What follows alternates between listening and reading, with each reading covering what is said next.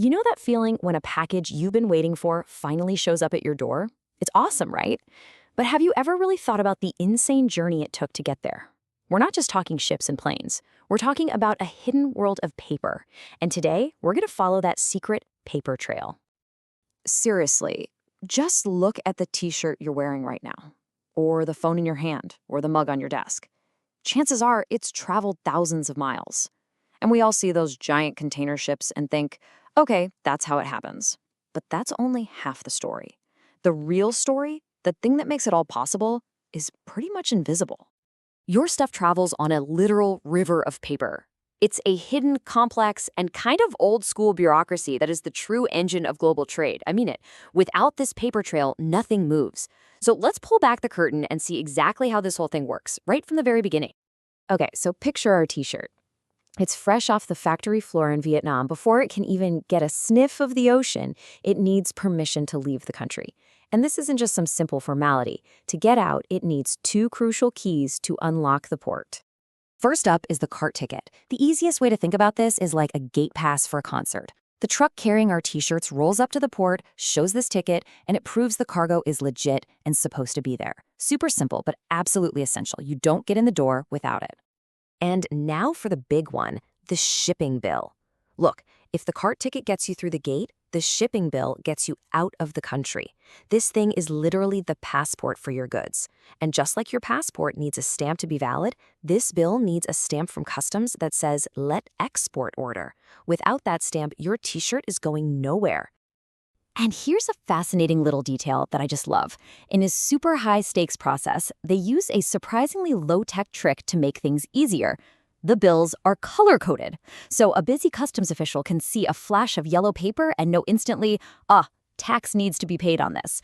Green means the exporter is actually getting a tax refund.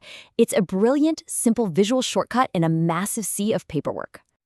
So our t-shirt has passed the test. It's cleared customs, it's on the dock, and it's waiting for its ride across the ocean.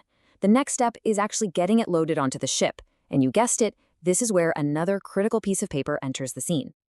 Once that container is lifted up and safely placed on board, the ship's mate, that's the captain's second-in-command, issues something called a mate's receipt. This is the first official proof that your goods are physically on the vessel. But, and this is a huge but, it is not a document of title. It's just a placeholder for something much, much more powerful. And this right here, this moment, can be incredibly tense. If the container and the goods look perfect, the exporter gets a clean receipt. But if the mate sees any damage at all, even just bad packing, they'll make a note on the receipt. This creates a qualified receipt, which is a total nightmare for the exporter. Why? Because that little negative comment can give the buyer a legal reason to refuse payment. The whole deal can fall apart, right here on the dock. So, what's this something more powerful I've been hinting at? Well, we've arrived at the star of the show. The one document that is, without a doubt, the king of this entire process. It all happens in this little ceremony called the Great Exchange. The exporter takes their precious, clean mate's receipt to the shipping company's office and basically trades it in. And in return, they are handed the golden ticket of global trade, the Bill of Lading. The Bill of Lading, or BLL for short, is, well, it's everything. It's not just a receipt. It is the legal title to the goods. Think about that. Whoever physically holds the original Bill of Lading literally owns the cargo. It's like the deed to a house, except this house is floating in a metal box in the middle of the ocean. So what makes this single piece of paper so incredibly important? It's because it's a triple threat. It does three completely vital jobs, all at the same time. First, as we said, it's the title. You hold it. You own the stuff. This is a concept that goes back centuries in maritime law, and it was invented so that merchants could buy and sell cargo while it was still out at sea. Second, it's a receipt, your proof that the shipping company has your goods. And third, it's the contract, spelling out the terms of the journey. Title, receipt, and contract, all rolled into one. Now, you might be wondering, what about air travel? Well, when you ship by air, you get an Airway Bill. It looks pretty similar, it acts like a receipt and a contract, but it's missing that one magic ingredient. It is not a document of title. And that one difference is what makes the Ocean Bill of Lading the undisputed king of global trade. Okay, fast forward. Our t-shirt has survived its ocean voyage. The ship is pulling into the destination port. Now the story flips. It's all about the importer, who's been anxiously waiting.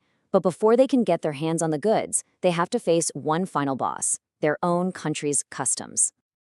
To get through this final hurdle, the importer files a bill of entry. This is their formal declaration to the customs authorities. They're basically saying, hey, here's what's arriving, here's how much it's worth, and here's where it came from. It is the final key needed to unlock the goods from the port.